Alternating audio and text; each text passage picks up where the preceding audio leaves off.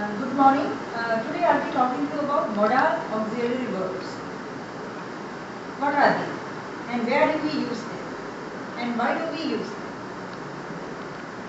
Modal auxiliary verbs are verbs which can help other verbs to express a meaning.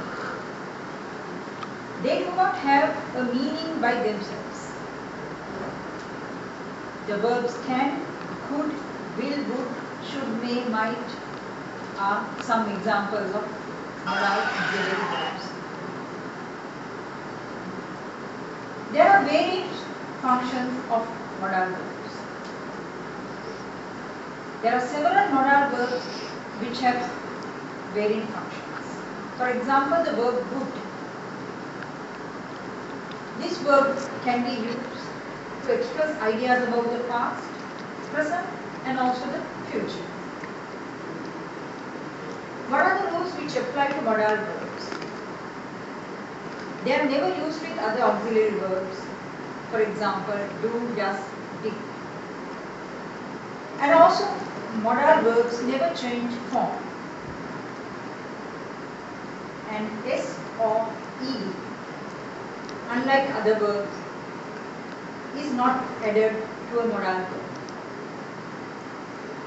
They are never followed by to, except in order. What kind of meaning do modal verbs give to other verbs?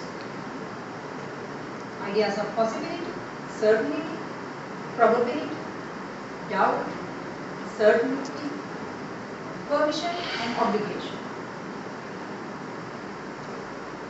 These meanings or these ideas can be divided into two groups: degrees of certainty, possibility, and probability,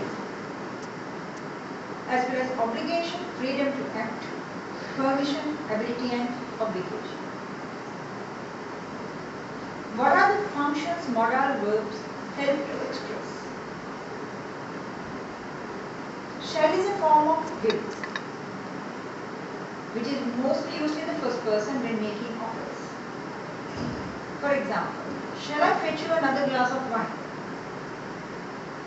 Then we use it for making suggestions. Shall we go to the cinema tonight? Will, making personal predictions. For example, I don't think he will attend the party. Talking about the present with certainty. For example, I am sure he will understand if you explain it to him. Talking about the past with certainty. I am sure you will have understood the situation well. Reassuring someone. Don't worry. You will be alright by tomorrow. Making a decision. For example, I feel sleepy. I think I will stay at home without attending the party. Then also when offering to do something. For example, I will arrange to pass a school. Making a semi-formal request. For example, will you pass the dish, please? Making a promise. I'll be there at the restaurant at 7 p.m.